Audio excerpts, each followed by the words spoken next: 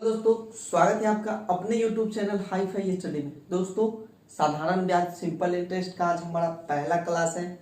चलिए इस क्लास में हम इंट्रोडक्शन लेते हैं कुछ बातों से। देखिए, सबसे पहले साधारण ब्याज में क्या क्या चीज आता है वो देख लीजिए। साधारण ब्याज यानी सिंपल इंटरेस्ट, जिसको एसआई बोलते हैं, इसका सूत्र होता है एक जो आप बचपन से पढ़ते आ रहे हैं, वो होता है P गुने R गुने T बटा का 100 होता है। ये आप बचपन से पढ़ते आ रहे हैं। P को मूलधन बोला जाता है। क्या बोला जाता है? P को मूलधन मतलब आप किसी से कोई रुपया उधार लिए हैं, कर्ज लिए हैं, वो मूलधन हो जाता है। रेट यानी R को रेट बोलते हैं, हिंदी में कहे तो दर बोलते हैं। 100 रुपया पर मिलने वाला जो ब्याज होता है उसी को दर बोलते हैं। चलिए, उसके बाद टाइम कितना समय के लिए, 1 साल, 2 साल, 1 महीना, 2 महीना, कितना समय के लिए हम उधार लिए हैं कर्ज, उसको हम समय बोलते हैं। और 100 तो खुद व 100 है ही। और एसआई को हम साधारण ब्याज बोलते हैं, सिंपल इंटरेस्ट बोलते हैं। एक चीज और इसमें क्या पढ़ना होता है वो देखिए, अमाउंट। अमाउंट को हम लोग मिश्र धन बोलते हैं। क्या बोल देते हैं? मिश्र धन बोलते हैं। तो अमाउंट का फॉर्मूला भी होता है। क्या फॉर्मूला होता है वो देख लीजिए। अमाउंट बराबर क्या होता है? तो प्रिंसिपल प्लस का एसआई होता है। मतलब किसी से कर्ज लिए थे, हमको कर्ज चुकाना है ना, तो जितना लिए थे ऊ और जितना ब्याज हो गया ऊ दोनों जोड़ के देते हैं तब ना कर्जवा चुकता है। तो वही अमाउंट कहलाता है। वही क्या कहलाता है? अमाउंट कहलाता है। तो अमाउंट बराबर क्या हो जाता है? Principal plus SI. अब आपसे पूछ दे प्रिंसिपल क्या हो जाएगा, तो अमाउंट माइनस का क्या हो जाएगा? एसआई हो जाएगा। यहाँ से आपसे पूछ दे कि एसआई बराबर क्या हो जाएगा, तो अमाउंट माइनस प्रिंसिपल हो जाएगा। इस सूत्र से आप क्या क्या निकाल सकते हैं? तो प्रिंसिपल निकाल सकते हैं, रेट निकाल सकते हैं, टाइम निकाल सकते हैं। इतना निकालने आना चाहिए। तो ये बेसिक बातें थी। अब हम लोग इस फॉर्मूला का यूज नहीं करेंगे। हम लोग इस टॉपिक में साधारण ब्याज में इस फॉर्मूला का यूज नहीं करेंगे। हम एक बढ़िया कॉन्सेप्ट, बेस्ट कॉन्सेप्ट या ट्रिक कहिए उसको, उसका यूज करने वाले हैं। वो ट्रिक क्या, कॉन्सेप्ट क्या है वो देखिए, और इसका यूज करके हम बहुत आसानी से क्वेश्चंस को बना सकते हैं। देखिए वो ट्रिक या कॉन्सेप्ट क्या है उसको जरा समझ लीजिए। जब आपको प्रश्न में, ये तो बात खत्म हो गई, ये तो हम समझ लिए। जब प्रश्न में आपको रेट दिया हुआ हो और टाइम दिया हुआ हो, तो वहां से क्या करना है? आपको एसआई निकालना है प्रतिशत में। एसआई क्या निकालना है? प्रतिशत में।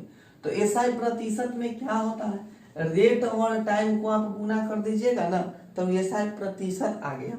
ठीक है, जैसे उदाहरण के द्वारा हम समझते हैं कि रेट दिया गया है 5% और टाइम दिया गया है 2 साल, तो आपसे पूछ लिया जाएगा कि एसआई प्रतिशत क्या हो जाएगा, तो आर इंटू टी करते हैं, मतलब 5 गुना कितना हो जाएगा? 10%। ठीक है, यहां से हम अमाउंट प्रतिशत में भी निकाल सकते हैं। अमाउंट प्रतिशत में कैसे निकालेंगे? देखिए, जो एसआई निकाल के लाए हैं ना प्रतिशत में, उसको आप 100 में जोड़ दीजिए तो आपको अमाउंट प्रतिशत हो जाएगा। तो 100 में 10 को जोड़िएगा तो कितना हो जाएगा? 110% हो जाएगा। बस इसी चीज को हमको सीखना है।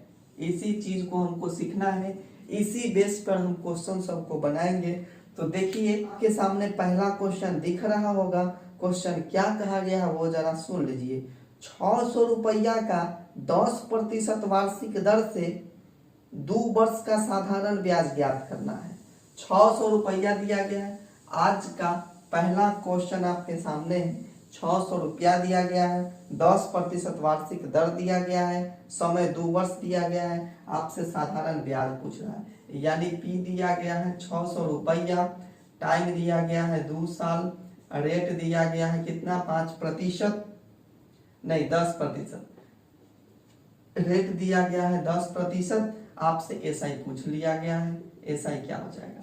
एक बात बता दीजिए ना कि एसआई प्रतिशत में कितना हो जाएगा। तो एसआई प्रतिशत में 10 गुना कितना हो जाएगा? 20%। अब देखिए, मूलधन आपको दिया गया 600 रुपया ना, तो मूलधन हमेशा 100% होता है। तो आपको दिया गया 100% का मान 600 रुपया, तो कितना प्रतिशत का वैल्यू निकालना है, 20% का ना। तो 600 गुना का 20 और बटा का क्या हो जाएगा 100। प्रतिशत से तो प्रतिशत ऐसे ही खत्म हो जाएगा, 1 2 खत्म, 6 दूना कितना 12। मतलब क्या है यहाँ के यहाँ से 120 रुपया क्या निकल के आ गया, 120 रुपया आपका ब्याज निकल के आ गया। चलिए इस तरह से आप समझ पाए होंगे क्वेश्चन को। अब चलते हैं अगले क्वेश्चन की तरफ। दूसरा क्वेश्चन हम लेते हैं, वो देखिए दूसरा क्वेश्चन क्या कहा गया है। दूसरा क्वेश्चन कह रहा है कि कोई धन 5% वार्षिक दर से 3 वर्ष में 690 रुपया हो जाता है तो धन ज्ञात करना है। इस बार आपको रेट जो दिया गया है वो 5% दिया गया है, उसके बाद टाइम 3 वर्ष दिया गया है, कोई दिक्कत नहीं है, और 690 रुपया हो जाता है।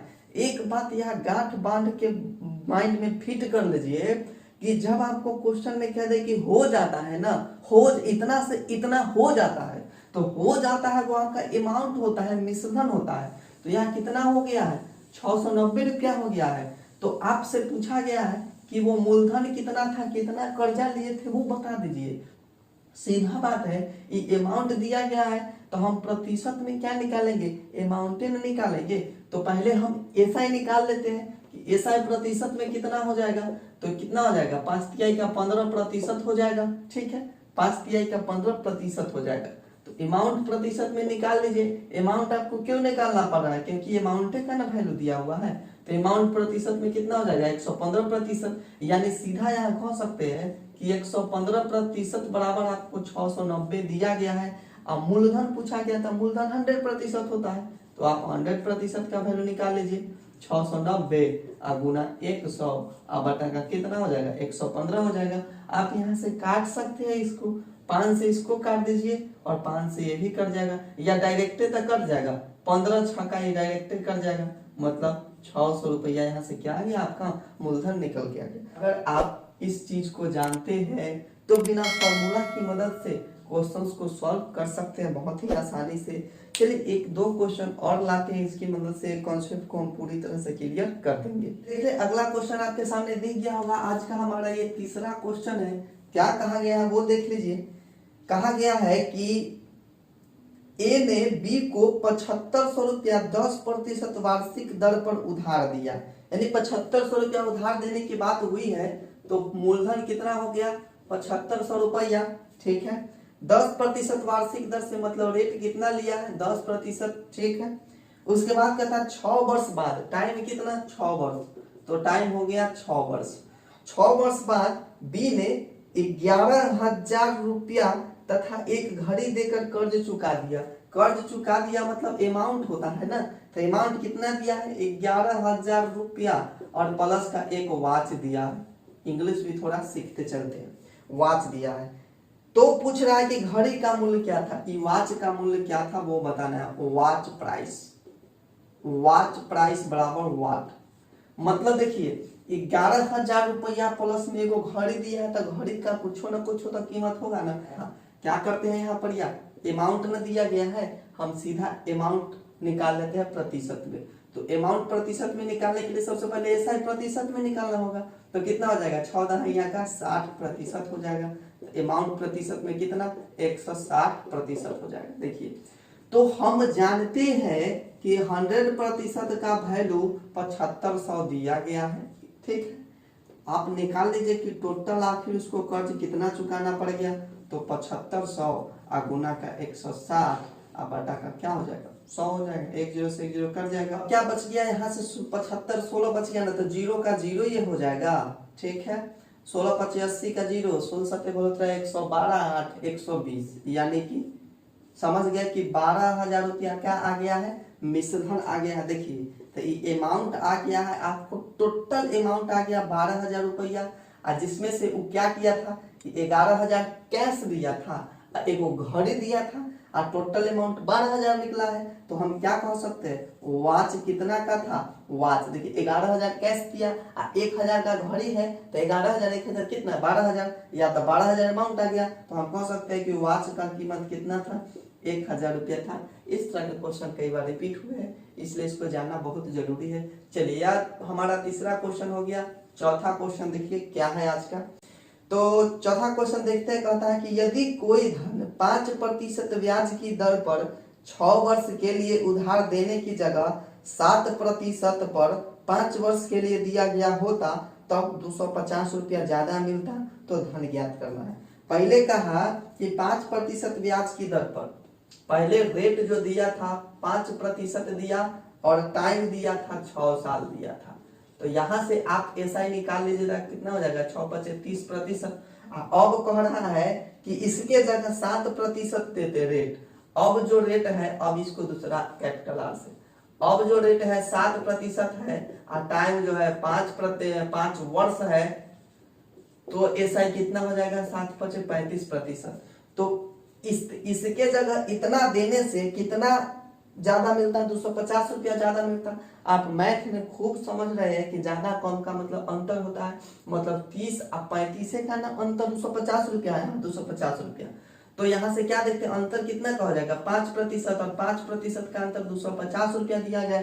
मूलधन हमेशा 100% का वैल्यू होता है, 100% बराबर क्या हो जाएगा 250 गुना का 100 और बटा का 5, ये कितना बार में कट जाएगा 50 बार में, यानी मूलधन कितना रुपया था 5000 रुपया आपका, 5000 रुपया आपका मूलधन था। तो इस तरह से इस क्वेश्चन को बनाए हैं हम। देखिए आज का लास्ट और 5वां क्वेश्चन बहुत ही शानदार क्वेश्चन है। क्या कहा गया वो समझिए।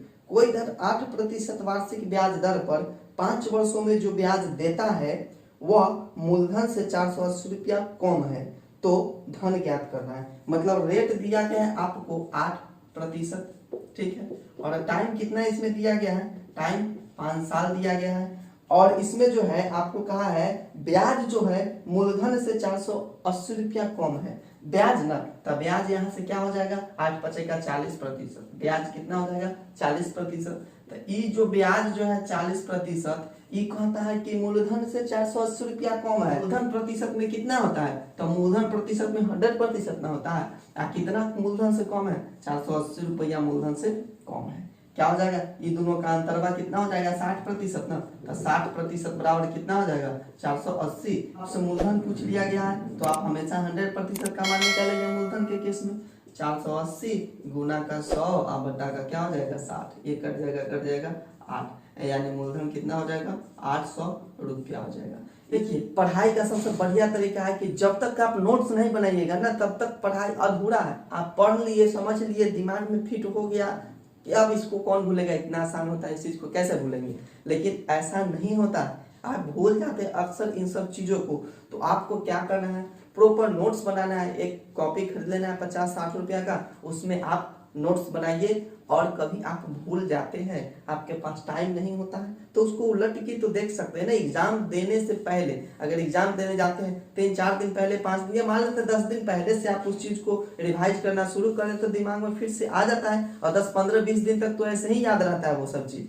तो नोट्स रहेगा तब तो रिवाइज कर पाइएगा ना। नोट्स बनाना बहुत ही जरूरी है। तो कैसा लगा आज का ये पहला क्लास, कमेंट करके जरूर बताइएगा। और मेरे चैनल पर पहली बार विजिट किया तो चैनल को सब्सक्राइब जरूर कर लीजिएगा। अपने दोस्तों के साथ शेयर भी कर दीजिएगा। जो नए विद्यार्थी है आपके आसपास में, जो अभी कंपटीशन की तैयारी शुरू किए हैं या करने वाले हैं, उनको जरूर बता दीजिएगा। Channel hi fi study with love Sharma, क्योंकि ये चैनल केवल नए विद्यार्थियों के लिए ही बनाए, कमजोर और गरीब विद्यार्थियों के लिए बनाया है, जो विदाउट फीस निःशुल्क पूरी तैयारी कर सकते हैं। A to Z कोई टाइप नहीं होगा जिसको हम छोड़ेंगे, हर एक टाइप को आपके सामने में बताएंगे। ऐसा नहीं कि पेड कोर्स में आइए और वहां पर आप कंप्लीट कीजिए, इस पर केवल ट्रेलर दिखा दे नहीं, यूट्यूब पर हम ट्रेलर नहीं पूरा फिल्म दिखाएंगे। इसलिए आज के लिए इतना ही रखते हैं, फिर मिलते हैं अगले क्लास में, तब तक के लिए जय हिंद।